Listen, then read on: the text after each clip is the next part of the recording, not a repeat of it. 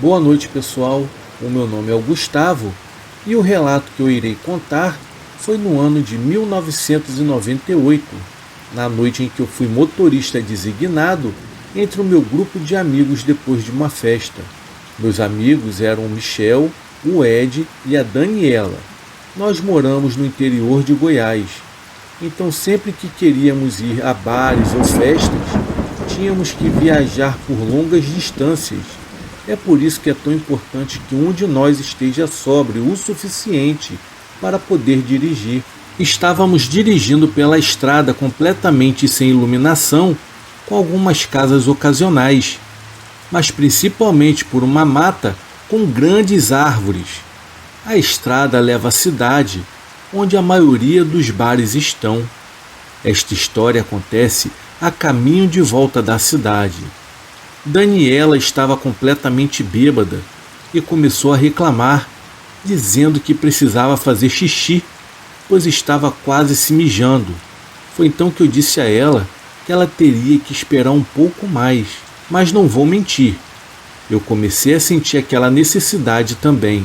Isso misturado com o fato de que a Daniela estava agora gritando em seu estado de embriaguez, eu pensei comigo, por que não parar no acostamento da estrada para fazermos xixi em algum lugar no mato?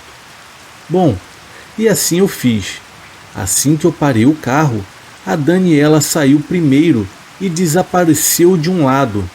E eu fui para o outro lado oposto da estrada, e um pouco para dentro do mato, só porque sou do tipo de pessoa que não gosta de ter pessoas me assistindo a fazer xixi. Terminei primeiro e voltei para o carro. O Ed e o Michel estavam cantando juntos com a música alta tocada no rádio, enquanto eu basicamente só sentei ali em silêncio e fiquei impaciente, pois os meus dois amigos bêbados não pareciam achar nada de estranho sobre o fato de que a Daniela já havia desaparecido há 5 minutos. Então eu saí novamente para chamá-la pelo nome. O Michel tem uma voz muito mais forte do que a minha, então quando ele gritou por ela, seria impossível para que ela não ouvisse, mas ainda assim ela não respondeu. Eu não queria entrar naquele matagal, mas senti que tinha que fazer alguma coisa, já que ela era minha amiga e eu estava mais consciente naquele momento. Forcei o Michel a ir comigo, já que estava com medo de ir sozinho. O Ed ficou lá no carro. Não tinha condições. Ele já estava perdido demais a essa altura. Com a lanterna da minha caixa de luvas, Michel e eu abrimos caminho pelo denso matagal super crescido, seguindo assim a única direção que podíamos pensar em se afastar do carro. O Michel estava chamando pelo nome da Daniela e ao mesmo tempo ele ria demais. Eu até entendo porque ele achava tudo engraçado, mas eu só queria mesmo era ter a certeza de que ela estava bem. E sobre o som dos seus próprios passos e afastando as plantas, o Michel não parava de rir. Foi quando eu ouvi algo nas proximidades. Eu estendi o meu braço no peito do Michel para tentar detê-lo. Agora tudo que se ouvia era uma brisa noturna soprando as árvores. O que é isso? Eu sussurrei. Foi então que o Michel, completamente maluco de álcool, começou a gritar pelo nome da Daniela novamente. Eu juntei-me a ele, pensando que era apenas ela tentando nos surpreender ao tentar nos assustar. E novamente os passos pararam. Então caminhamos um pouco mais a fundo por entre as árvores. Foi quando chegamos a uma estreita clareira e à frente havia uma espécie de plantação. Não sei muito sobre plantações e agriculturas, mas parecia ser uma pequena passagem para as pessoas atravessarem, com a largura de 2 pessoas, o suficiente para caminhar. Olhei para a esquerda até onde a luz me permitia ver, e depois para a direita. Eu podia ouvir 3 passos, e depois algumas plantas se movendo, enquanto alguém entrava em vista. Inicialmente, a minha luz só revelou suas pernas. Então, de acordo com as circunstâncias, assumi que fosse o Michel. Mas a luz revelou que não era o Michel, mas sim algum homem aleatório que eu nunca havia visto antes. As suas características faciais não eram claras o suficientes para dar uma boa descrição, mas ele não parecia ser amigável. Foi então que eu saí correndo de volta, na única direção que me lembrava. Acho que corri tão rápido que levei apenas cerca de 10 segundos para chegar de volta ao carro. O Ed estava desacordado no carro nesse ponto, então eu não me incomodei em tentar obter a ajuda dele. Então eu continuei a buzinar até chamar a atenção do Michel e esperançosamente da Daniela. A visão daquele homem me perturbou, pois a visão daquele homem havia me perturbado. Eu não sabia se ele era o proprietário daquela terra ou não. Continuei a buzinar, até que finalmente o Michel saiu no meio daquela macega, arrastando a Daniela, que parecia estar inconsciente. Rapidamente eu saí para ajudá-lo e a colocá-la de volta dentro do carro e deixá-la deitada no banco traseiro. O Michel apontou para o corte em sua testa, como se ela estivesse sido atingida por algum objeto. O Michel parecia estar se recuperando rapidamente da sobriedade devido a toda aquela situação e aconselhou-me a dirigir até o hospital mais próximo. A viagem não foi nada divertida, muito pelo contrário, ela foi cheia de pânico e gritaria.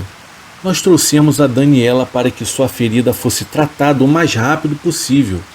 Foi somente então que o Michel explicou aos enfermeiros, e não a mim, o que ele havia visto, pois ele viu um cara arrastando o corpo inconsciente da Daniela antes do mesmo fugir para o meio das plantações.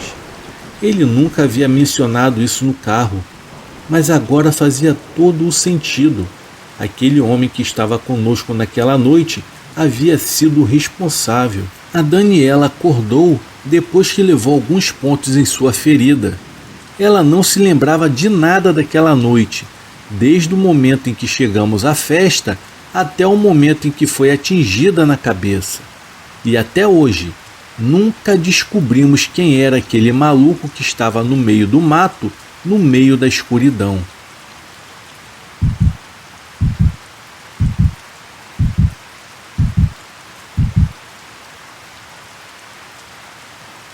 Olá pessoal, o meu nome é Roberto, porém sou muito conhecido como Betão pelos amigos ou pelo pessoal do trecho. Eu tenho 42 anos de idade, sou caminhoneiro há pelo menos uns 20 anos. Herdei a profissão do meu pai, que foi caminhoneiro durante 40 anos. Hoje em dia ele está aposentado. Eu sou do Paraná, mas nesses anos de estrada já rodei quase todos os estados do Brasil. Já estive em muitos lugares espetaculares, já em outros nem tanto. Já vi de tudo nas estradas desse país, já ouvi muitas histórias de arrepiar do meu pai e colegas de profissão. Até que um dia aconteceu um fato estranho comigo. Sempre fui meio medroso e ainda sou, para dizer a verdade. Conheci o canal aqui no YouTube por acaso e resolvi escrever e compartilhar com vocês a minha experiência sobrenatural. Bom, eu acho que foi sobrenatural, né? Foi assim, eu estava indo para o Nordeste enquanto eu estava passando no interior de Minas Gerais, em uma rodovia muito deserta, em um dia muito chuvoso. Já era de madrugada e eu iria parar no próximo posto para descansar, porque já estava rodando há muito tempo sem parar. Estava indo com muito cuidado e, como eu disse, estava chovendo. Foi quando eu avistei uma pessoa parada pedindo carona. Quando eu fui me aproximando, eu percebi que era uma moça. Parei e ela subiu. Ela não era muito de papo. Tentei puxar conversa, mas ela só respondia mexendo a cabeça. Andamos por uns 15 quilômetros. Então ela pediu para que eu parasse. Eu achei estranho, porque ali não tinha nada. Eu parei e ela desceu. Fiquei olhando para ver para onde ela iria. Ela foi indo em direção da traseira do caminhão e depois eu não a vi mais. Cheguei a descer para ver a moça, porém ela havia evaporado. Bom, segui viagem, cheguei no meu destino, descarreguei, carreguei novamente e voltei. Quando eu estava passando pelo mesmo local onde eu havia deixado aquela misteriosa moça, eu resolvi parar para ver se tinha alguma casa por perto. Foi quando eu tomei um baita de um susto. Um arrepio havia tomado conta do meu corpo, pois exatamente no mesmo local em que ela havia descido, havia uma cruz e estava escrito: Descanse em paz, Maria de Lourdes. Caramba, uma coisa sinistra havia passado pela minha cabeça, coisas que outros motoristas já haviam comentado. Seria aquela moça uma alma penada que me pediu carona? Fiquei muito assustado na hora, afinal de contas, poderia uma alma ter entrado no meu caminhão? Chegando no posto eu comentei com alguns colegas. Alguns ficaram me zoando, já outros acreditaram piamente. Provavelmente já passaram pela mesma experiência no qual eu havia passado. Foi então que 2 colegas que me chamaram de canto me perguntaram sobre o local do acontecido. Foi aí que eu falei. O Paulo, motorista com muitos anos de estrada, falou que certo dia de madrugada ele estava passando pelo mesmo local e viu essa moça pedindo carona, mas por desconfiar que poderia se tratar de algum tipo de assalto, ele preferiu não parar. E depois de 1 quilômetro para frente, ele acabou vendo a mesma moça na beira da estrada. Nesse momento ele percebeu que se tratava de alguma assombração. Na mesma hora ele agarrou um terço que sempre carregou na boleia e começou a rezar. E segundo ele, graças a Deus aquela aparição nunca mais apareceu para ele. Depois que eu conversei com ele, eu ainda fiquei na dúvida. Seria mesmo um fantasma comigo? Mas conversando com outros colegas, eu acabei descobrindo que muitos motoristas que passaram pelo mesmo local no qual eu havia passado já viram essa mesma moça. Depois desse dia, eu passei por algumas vezes pelo local onde tem a cruz, e sempre que passo, eu observo a cruz e me sobe um arrepio danado na espinha. Bom, só fiquei curioso para saber se essa Maria de Lourdes que estava escrito na cruz era esse mesmo fantasma da moça que assombra os motoristas na madrugada.